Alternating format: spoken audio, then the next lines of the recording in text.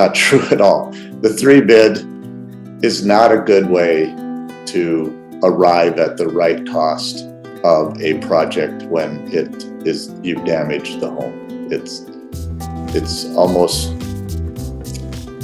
It causes more problems than it solves, let's put it that way. So there's a common misperception, I believe, could be known as the three bid method, and that's how a claim might be settled. And I think it's kind of a leftover, if you will, or it's associated with maybe an auto claim. Somebody has damage to their auto, you take it to three different body shops, you get three different bids, and maybe you decide with the insurance company which one you're going to go to. That's not the case with real property, which a home loss is.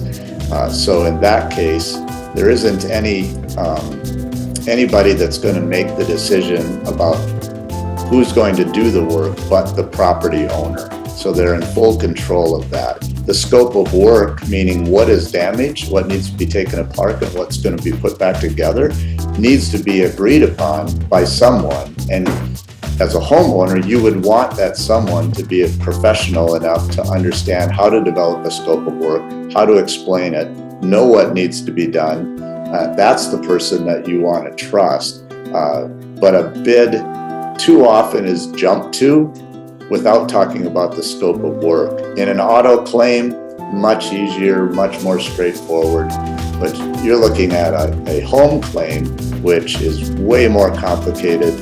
You're going to have workers coming into your home, working around your children. There's a lot at stake here, and you need to be approaching it logically and trying to find somebody that can help you through the process, the rebuilding process, someone that you really truly trust.